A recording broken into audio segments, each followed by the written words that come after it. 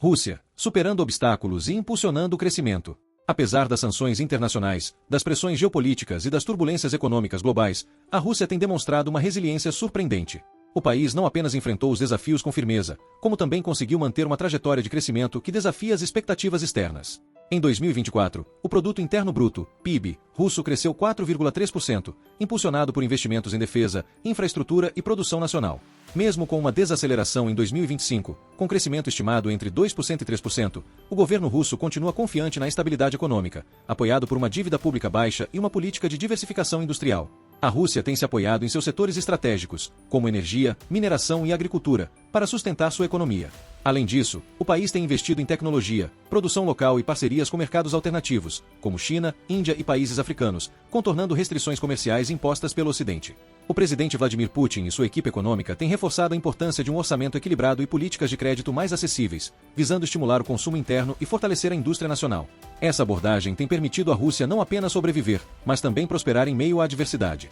Em resumo, a Rússia tem mostrado ao mundo que, com estratégia, disciplina fiscal e foco em soberania econômica, é possível transformar crises em oportunidades. O crescimento pode não ser explosivo, mas é sólido e, acima de tudo, soberano. Olha, em fevereiro de 2022, a gente viu começar uma das maiores, se não a maior, confrontação econômica da história recente. Uma coalizão superpoderosa se juntou com um plano bem claro em mente. Vamos mergulhar nisso para entender o que aconteceu.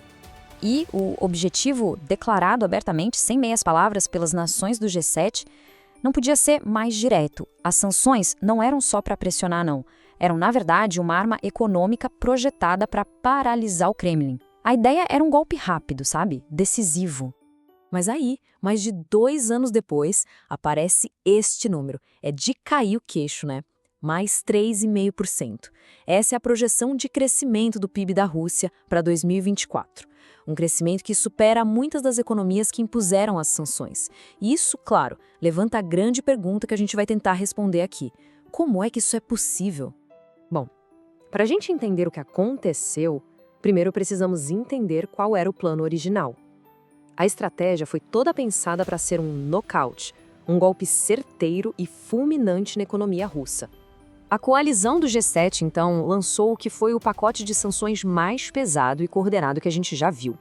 O alvo era muito claro: secar o financiamento da máquina de guerra, forçar uma derrota estratégica e, com isso, provocar um colapso econômico que parecia iminente. Só que a realidade que se desenrolou foi bem diferente do roteiro. Aquele nocaute econômico que todo mundo esperava simplesmente não veio. O contraste é gritante. A expectativa era de colapso total e o que a gente vê é uma projeção de crescimento.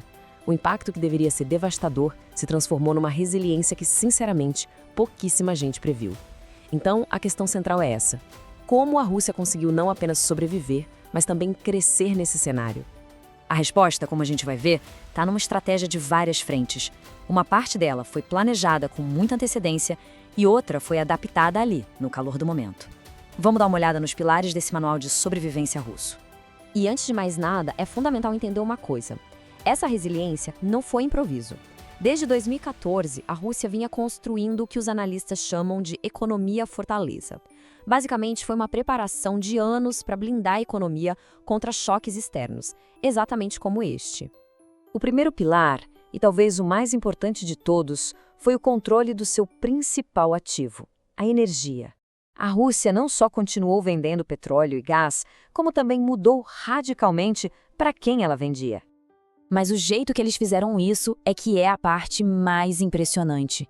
Eles executaram um pivô geográfico gigantesco, redirecionando todo aquele fluxo de energia que ia para a Europa para novos grandes compradores, principalmente Índia e China. E não para por aí.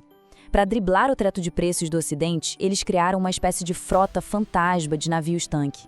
Tudo isso para manter o dinheiro da energia entrando. O segundo pilar é um conceito bem interessante, conhecido como keynesianismo de guerra. A ideia é que a própria guerra se tornou um motor que puxa a atividade econômica para cima. O mecanismo é bem direto. O governo russo começou a injetar uma quantidade absurda de dinheiro na produção de guerra. Essa fabricação em massa de equipamentos militares acabou estimulando a indústria, criando empregos e sustentando a economia como um todo. Funcionou como um estímulo fiscal poderosíssimo, ainda que, claro, insustentável a longo prazo. E chegamos ao terceiro pilar, a construção de parcerias alternativas. Foi uma busca ativa por uma rede econômica totalmente fora do sistema ocidental. Basicamente, se o Ocidente fechou as portas, a Rússia foi bater em outras que estavam abertas. E aí, nenhuma parceria foi mais vital do que a com a China. O país se tornou a verdadeira âncora econômica da Rússia.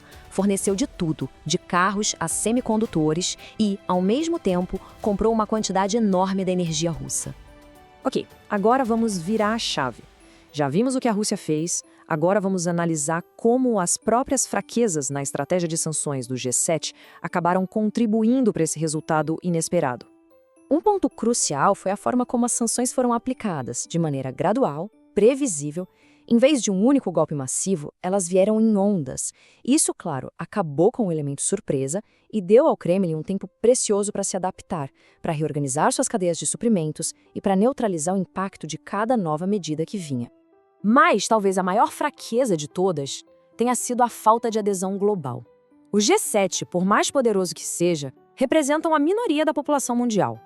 A maior parte dos países do chamado Sul Global não aderiu às sanções.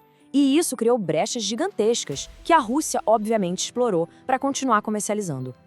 E para complicar, as sanções tiveram um efeito bumerangue. Aquelas mesmas medidas que deveriam prejudicar a Rússia acabaram voltando e atingindo os próprios países do G7, sabe? Causaram inflação nos preços da energia, problemas nas cadeias de suprimentos e até uma desaceleração econômica. E isso, claro, gera um desgaste político interno enorme. Então, onde é que a gente está agora? A situação não é um simples fracasso ou sucesso. O que a gente está vendo é, na verdade, uma longa e arrastada guerra de atrito econômica e o resultado final ainda bem incerto. Tudo depende de como a gente mede o sucesso. Se o objetivo era derrubar a economia russa em questão de meses, bom, aí foi uma falha clara. Agora, se a meta é de longo prazo, de degradar a capacidade tecnológica e econômica da Rússia aos poucos, aí o jogo ainda não acabou. Só que é um processo muito mais lento do que se imaginava. E é super importante entender a natureza desse crescimento russo. Ele é um crescimento distorcido.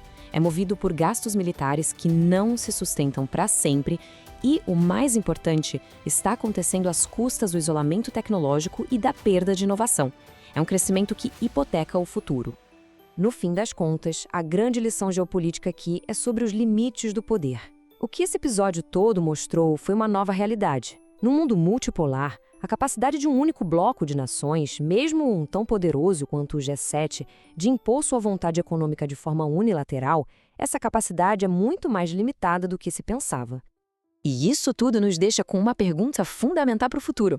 Se a ferramenta de coerção econômica mais forte já usada na história não deu o resultado esperado, o que isso significa para o futuro dos conflitos, da diplomacia, das relações internacionais no século XXI? É uma questão que, por enquanto, fica no ar.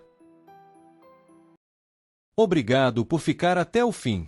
Deixe seu like, compartilhe com os amigos e comente aqui embaixo. Sua interação nos ajuda a trazer conteúdos ainda mais incríveis.